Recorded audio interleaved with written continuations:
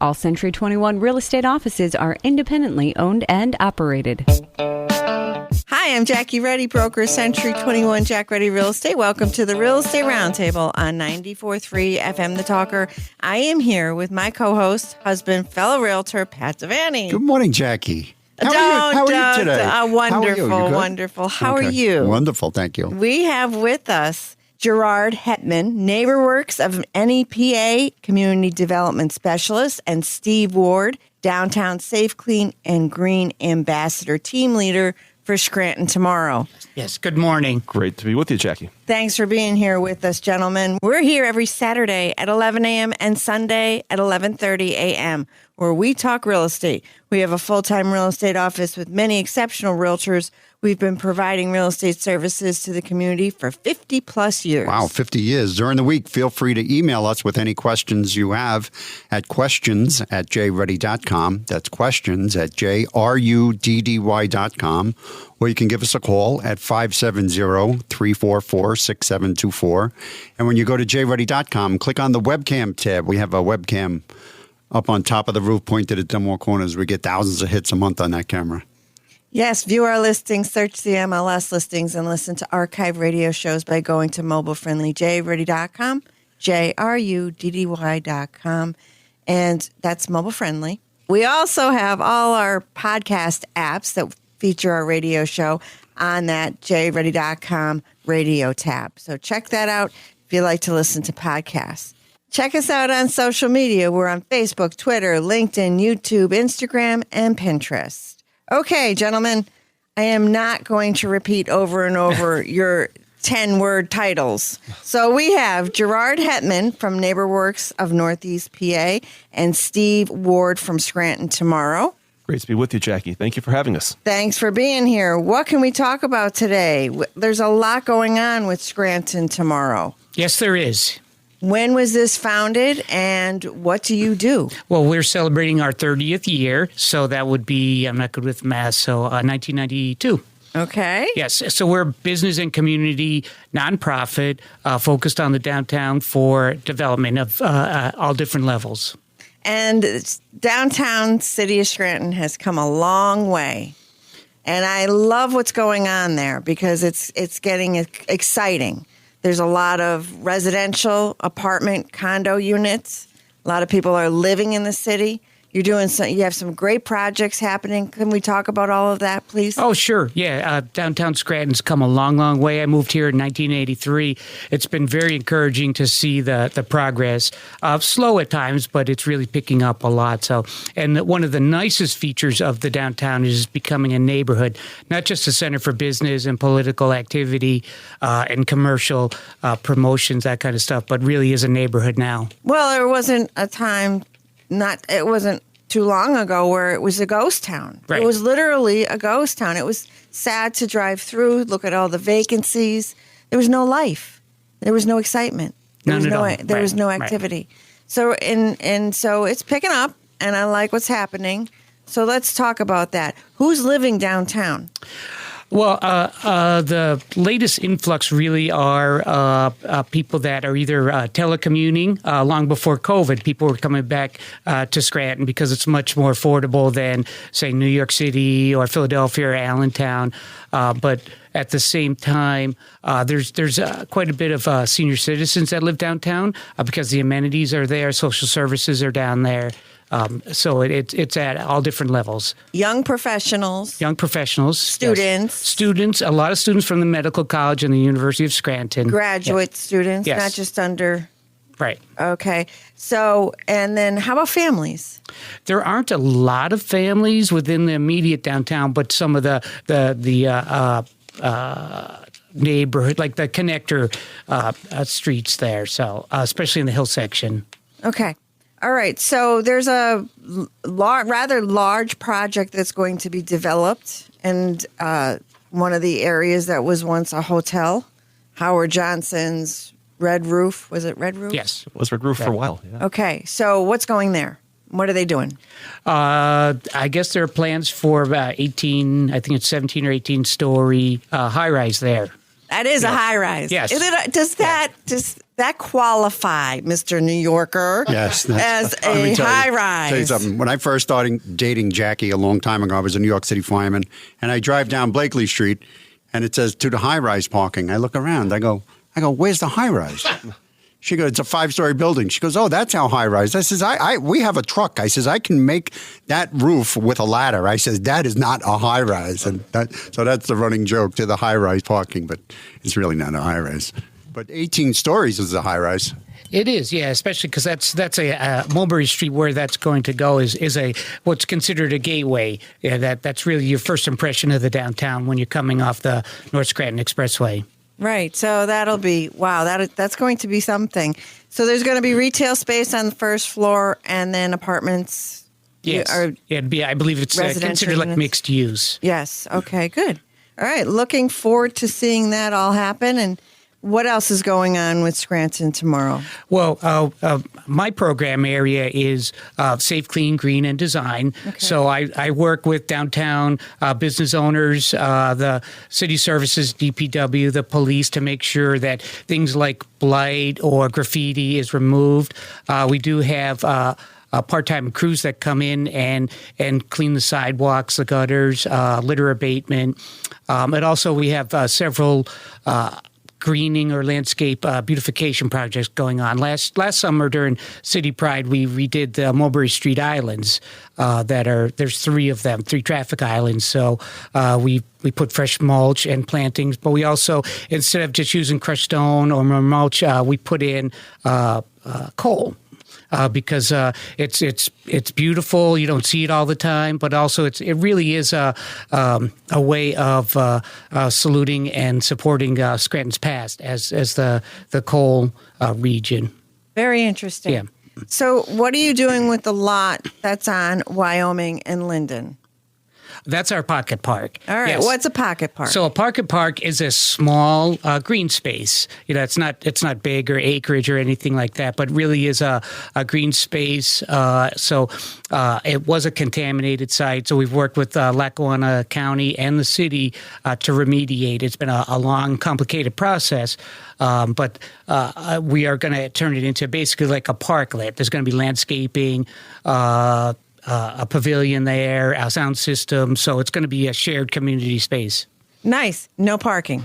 No parking. No, we have plenty of parking downtown, so we need green space. Right. So that's one of the areas where we park if we go to the cathedral for Mass, but no more, right? Okay. So, but that'll be nice. It will be, yes. Yeah. COVID again. Well, COVID complicated everything. It slowed down all the processes and even availability for the technical services, all that stuff. It really was a setback in terms of our time schedule. But we're confident that within the next few weeks we'll have some major announcements and actually start the backfilling there. Okay, good. So you do clean, green, and safety.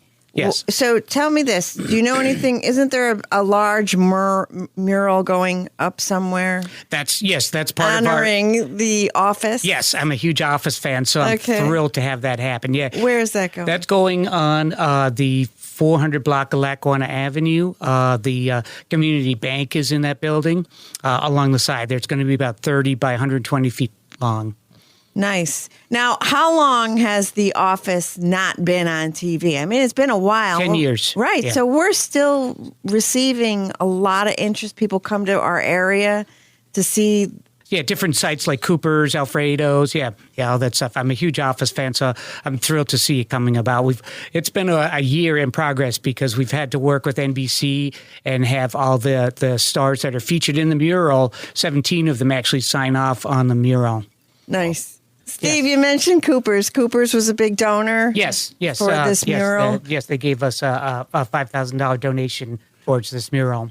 And they have a gift shop, and they have a lot of Office. Mark Cooper's a friend of mine, and I go in down there sometimes. And when they had the COVID thing, they had to have the booths separated. So what they would do is they had cardboard cutouts of characters from The Office that were sitting in every other booth. So it was like the Office. It was full of people from The Office, but they were all cardboard cutouts. It was a lot of fun. And they are featured in the series. So.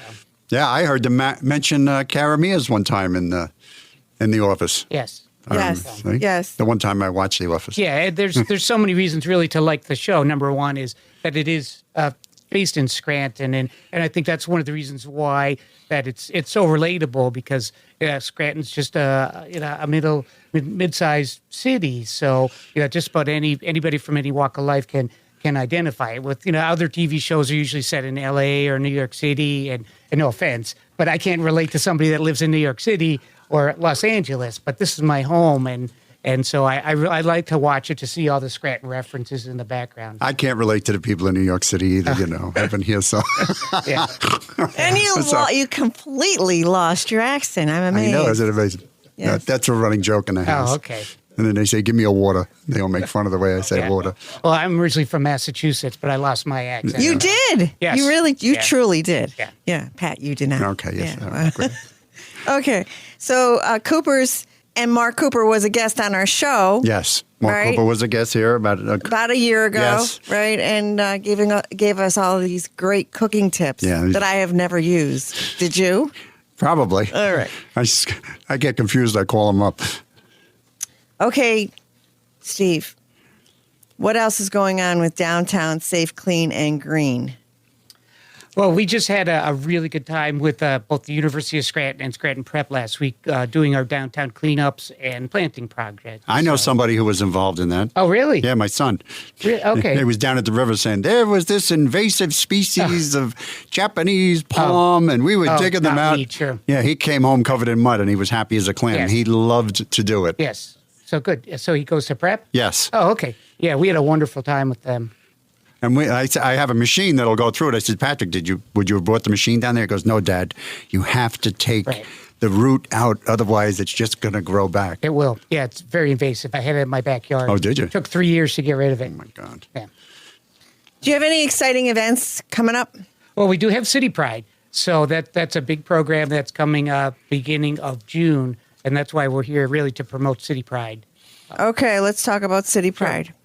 Okay. What is it? So City Pride started about mid-'90s with Scranton Tomorrow, and a lot of it was a grassroots movement where citizens actually took an interest for a whole week, various aspects of the city, whether it's cleaning up a park, adopting a park, beautification, as well as basic cleanups. Okay, so people in the city get involved. They volunteer, and they help clean up these parks and these areas? Yeah, it's not just cleanups, but really is a beautification, plantings. What we're looking at is really an opportunity for people to give back to their community for a week, concentrate on bringing out those really good, unique aspects to Scranton, and investing their time and energy really to bring those out. Good. And so you have a lot of participation? Yes, last year we had, I think, around 250 people involved in the course of a week. Nice. And it runs a whole entire week? Yes. The 4th, June 4th through Sunday, June 12th. Are you guys involved with the First Fridays? We promote it. It's actually First Friday is actually a separate. Okay, tell everybody what is First Friday. So First Friday is really an art walk that downtown businesses host a local artist, and it's a free event. They publish a map, so you can go really within walking distance of any venue downtown. That it's all different kinds of artists. There's poetry readings, there's musicians, as well as photography, jewelry making, painting, that kind of stuff. Is that centered right around the courthouse? Is that like the base? It's spread throughout the downtown. But I've been down there, and it's like it was like a party down there. Yes. I was like, why? Yeah. Somebody's in town, and I don't know about this. Right. And it's a nice setup what they do down there. Yes, yeah, it's very good. It's enjoyable. And again, we want to give people a reason to come downtown, and First Friday's a good example of that. So. Okay, with us today, Gerard Hetman, NeighborWorks Northeast PA Community Development Specialist, and Steve Ward, Downtown Safe, Clean, and Green Ambassador, Team Leader for Scranton Tomorrow. How does someone get in touch with you? You can reach out to us through social media. Both Scranton Tomorrow, NeighborWorks of Northeastern Pennsylvania have Facebook, but we also have City Pride does have an email that it is citypridescranton@gmail.com. Well, ScrantonCityPride.org is the website address for the campaign, for the series of events that we're doing. So people can go there for registration information. They can emails through the website. They can also check out some information from last year where we've got some of our highlights on there. So lots of good details on, how they can even learn the history of how the project started. Steve mentioned way back, in the 90s and how it evolved through COVID and really became a really greater, more impactful program through a partnership with NeighborWorks and Scranton Tomorrow. ScrantonCityPride.org. Correct. Okay, so there's some information on that website, and we're going to go to a break, but before we do, Pat, would you like to review a list? Yes, we have a 2-bedroom, 1-bath home. It's at 346 Lane Street in Jessup for only $139,000. This home, it won't last long. This home sits on a 65 by 100 lot. It's got off-street parking, a side porch, 2 sheds, and very reasonable taxes of only $1,700 a year. This home is in move-in condition. It's got a new gas boiler and a new shower enclosure.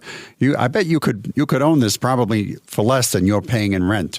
That's a 2-bedroom home at 346 Lane Street in Jessup for only $139,000, and that's listed by Karen Kashuba of our office. As soon as we are listing a property for sale, it seems it's going pending. We need more listings. We do. We need more listings, and some of our agents are really desperate to find some property for their buyers, pre-approved buyers. Carrie Thompson has a buyer that's pre-approved for a conventional mortgage, looking in the North Pocono or Old Forge area, up to $450,000. A desired style of home, 2-story, but I'm sure they'll consider anything. 3+ bedrooms, and again, North Pocono or Old Forge, up to $450,000. If anybody out there is listening that has a property such as that, please give us a call. We may have your buyer. Carrie Thompson is also looking anywhere in Luzerne County up to $200,000, a 2-story home with 3 bedrooms, and that buyer is pre-approved for a conventional mortgage. Must-have feature is 1.5 baths, 1 on each level, and off-street parking. Stay with the Real Estate Roundtable with Century 21 Jack Ruddy Real Estate on 94.3 FM The Talker. We'll be right back after a very brief break. The talented team of professionals at Century 21 Jack Ruddy Real Estate. They're not just real estate agents, they're agents of change. They're on a never-ending quest for the best for you and your family. They can help you find precisely what you want at this time in your life. A computer, a website, an app, and a listing by itself can't do that. They're obsessed with better and deliver extraordinary, embracing the what if, not just the what's been done before, with a level of accountability and honesty not found anywhere else in the real estate industry. Don't settle for average, okay, or just all right.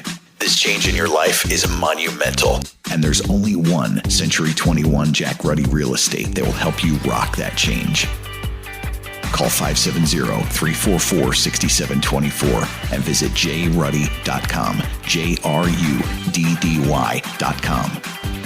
Each Century 21 office is independently owned and operated.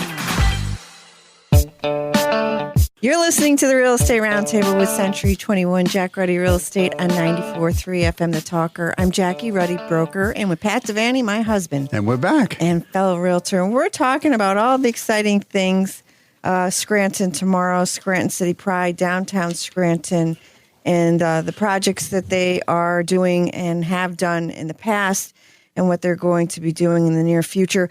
But before we talk about that with Gerard Hetman, NeighborWorks, Northeast PA Community Development Specialist, and Steve Ward, Downtown Safe, Clean and Green Ambassador Team Leader for Scranton Tomorrow. I want to talk about something we just did as an office, speaking about community.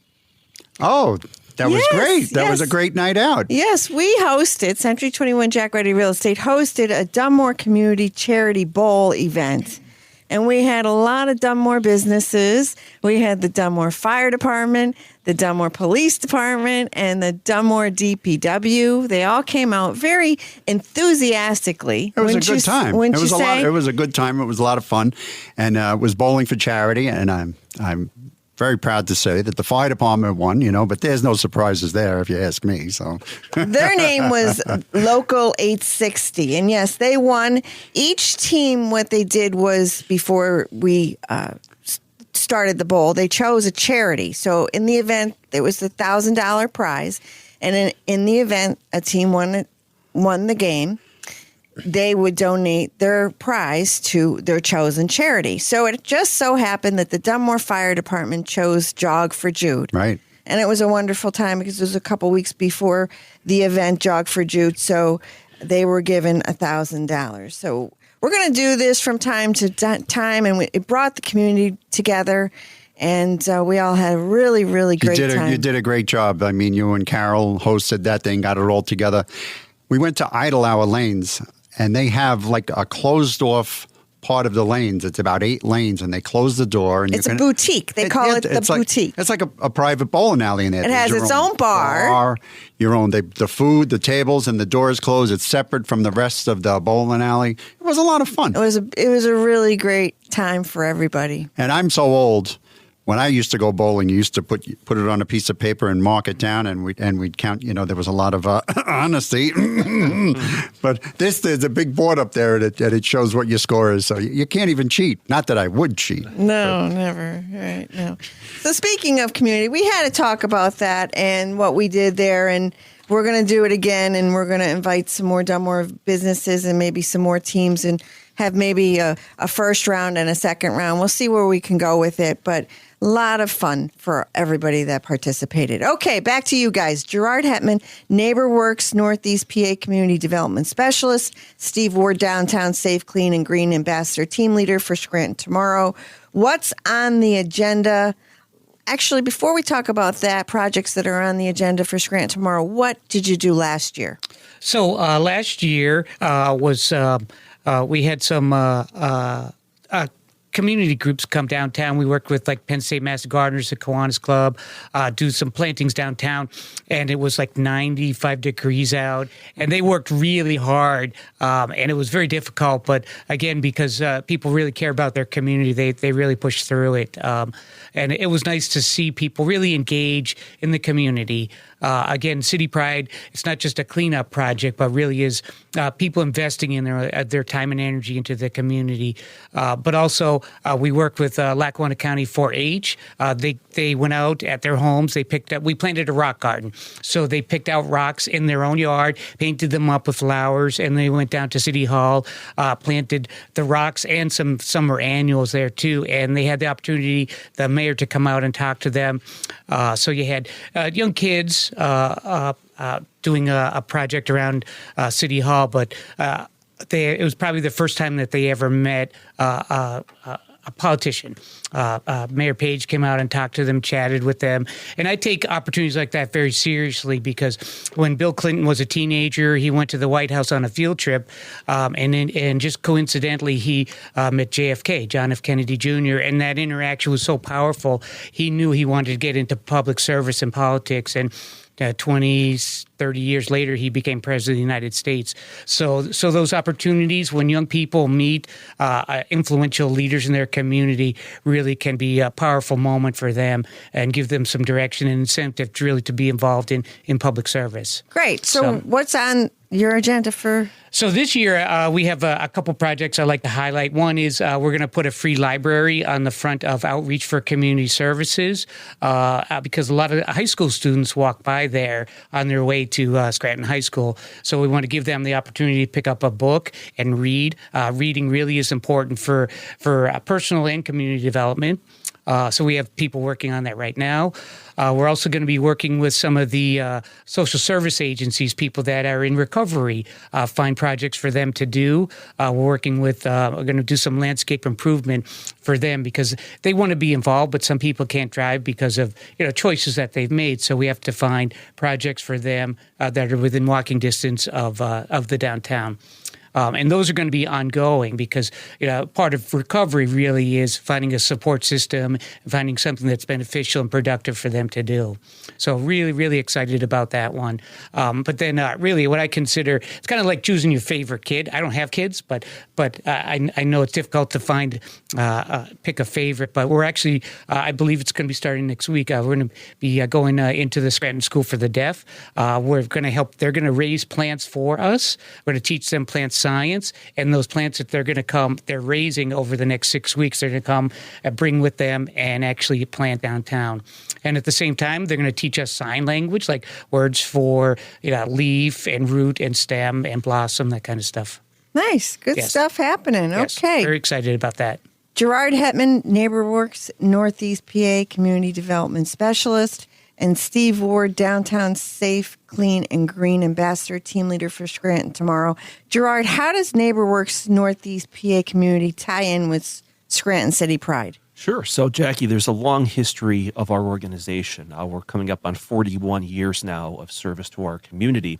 And we've had a long history of community service projects, often many of which have a cleanup or a neighborhood improvement focus throughout our history. There's been different initiatives over the years. Some of them have come and gone as different priorities have come into the picture for both our organization and also at the national level, where we're members of NeighborWorks America, and sometimes NeighborWorks America sponsors these campaigns or initiatives. So they've come in different shapes and sizes and forms. So we've got a couple different tie-ins with City Pride. We've done, as I said, a number of different neighborhood cleanup type programs in recent years, and particularly in the early summer, we try to line those up with what is National NeighborWorks Week. So NeighborWorks America is headquartered in Washington, D.C. We are a member of NeighborWorks America, one of about 250 community development organizations around the country, all 50 states, the District of Columbia and Puerto Rico. And during that week in early June, all of the member organizations of NeighborWorks America are supposed to do some type of community improvement, cleanup, beautification effort. So this is ours. Ties in great with City Pride. We have it during that same week as NeighborWorks Week. And to have a partner with Scranton Tomorrow, we take our neighborhood cleanups and the work that we do with neighborhood and community groups in residential neighborhoods and pair that up with the downtown improvement efforts from Scranton Tomorrow, and it really creates a comprehensive citywide improvement effort. And it's hard for as many good activities as we find in and around Scranton and the neighboring area. It's hard to find something that has that much punch, that much oomph in it to really hit both downtown and also all of the surrounding neighborhoods in the city, where you've got that really comprehensive effect and a really positive impact that hits everything. So really exciting. Very good. Okay.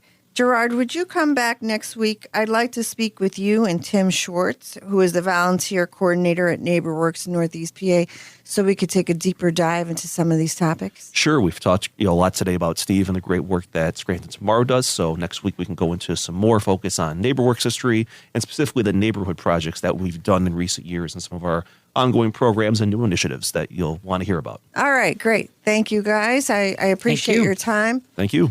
Bidding wars. Do you know what a bidding war is? Yes, that's where you submit an offer on a house and somebody puts more money in than me. A bidding war happens when multiple would-be buyers are interested in a property, so the parties put in increasingly higher offers in an attempt to secure the purchase. Let me tell you something. They're real. They're real. It's Very happening. real. And, a lot of buyers think that we're just saying this, but we're not. It's happening. And recently in my office, 3 offers were we got beat out. And in one offer, our conventional pre-approved buyer was outbid. We went $75,000 over list price. Oh, my God. Second one was a conventional pre-approved buyer, went $33,000 over list price. And then the other one was $30,000 pre-approved buyer. What happened in all 3 instances? Can you guess? No inspections? We competed against a buyer that was not only willing to put up the money, But said no inspections. but waived all inspections. How could you make the biggest investment of your life without having it inspected? What if you go in there and you fall through the floor? Well, that's what's happening. What was that, the money pit? With the guy we're not recommending it. We just don't recommend it. Now, if a buyer's insistent that they don't want an inspection, they're an adult. They can make that decision. As a realtor, we don't suggest it. We don't recommend it. But that's what's happening out there. So these bidding wars are happening, and it's real. So please believe us. If you're looking for a house, you got to put your best offer forward because you won't be given another chance. Right? You can't come back and say, oh, shoulda, woulda, coulda. You'll be just out of luck.